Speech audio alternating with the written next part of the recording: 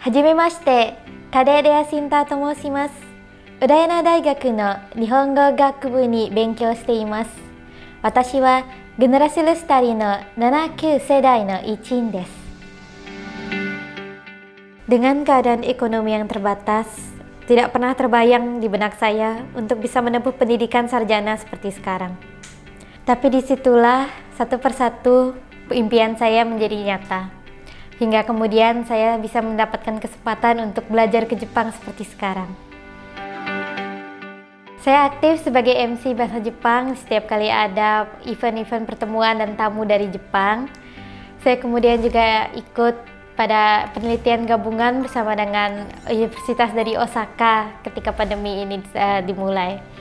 Saya juga pernah mengikuti perlombaan pidato Sakura dan berhasil mendapatkan juara 3 pada perlombaan tersebut.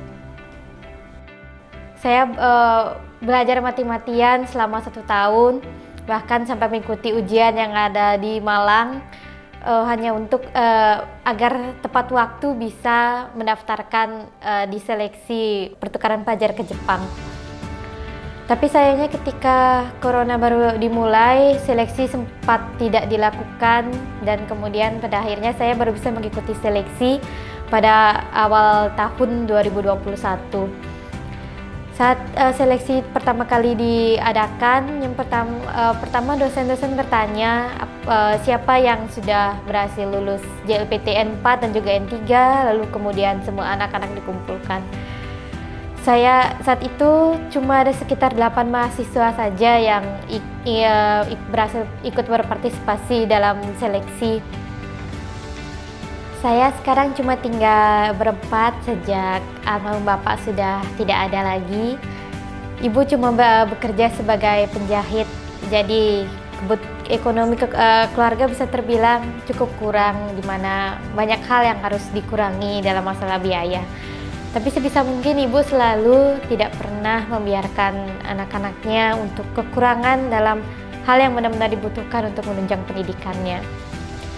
Jujur saja ketika saya berhasil mendapatkan rekomendasi untuk pergi ke Jepang, mengingat kalau rekomendasi ini beasiswanya full, tentu dari biaya tidak ada, seharusnya tidak ada masalah. Tapi sayangnya kembali lagi saya merasa bersyukur karena ibu mau mensupport saya untuk pergi, walaupun ini pertama kalinya saya benar-benar akan pergi jauh dari keluarga. Saya masih ingat ibu walaupun sibuk terima jahitan, ngantar saya jauh-jauh ke Jimbaran biar dapat surat rekomendasi yang cetak untuk dikirimkan ke universitas di sana. Bolak-balik 3 kali karena saya sempat dengan teledornya salah memberikan data diri. Saya masih ingat sekali ibu tidak pernah sama sekali melarang saya untuk melakukan apapun dan pergi kemanapun selama itu untuk mencapai cita-cita saya. Ketika saya menceritakan keberhasilan saya ini pada BPR Lestari, saya senang karena saya mendapatkan dukungan, entah itu doa maupun kata-kata dari kakak-kakak dan juga teman-teman satu angkatan Generasi Lestari. Saya senang karena saya punya orang-orang semua yang support saya, bahkan orang-orang yang saat ini sudah jarang saya temui mukanya. Kalau bicara tips dan saran, sebetulnya saya nggak ngelakuin hal yang khusus. Tentunya mungkin seperti biasa pertama belajar, tapi untuk saya sendiri yang paling utama adalah tepat waktu. Saya selalu berusaha untuk tepat waktu pada hal-hal kecil, entah itu janji atau sekedar deadline tugas.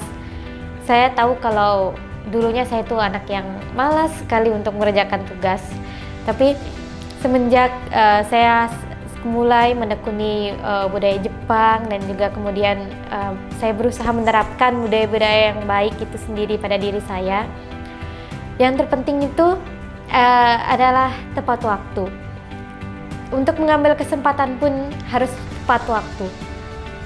Kita jangan biarkan kesempatan yang sudah ada di depan mata itu lewat begitu saja atau tunda-tunda. Mencari informasi lebih banyak tentang kesempatan itu, entah itu beasiswa, entah itu pertukaran pelajar ke luar negeri, atau itu entah event dengan dengan prodi lain dan semacamnya. Mencari informasi itu memang perlu, tapi jangan lama-lama. Kalau memang merasa tertarik, coba saja masuk dulu. Entah berhasil dapat rekomendasi pertukarannya, atau entah pada akhirnya event itu tidak sebaik yang kamu pikirkan. Ada pasti 1-2 hal yang akan kamu dapatkan dari hal itu. Kesempatan itu kita yang perjuangkan. Perluas ilmu, pengalaman, dan relasi, maka kita pasti bisa menjawab semua tantangan yang ada di depan kita.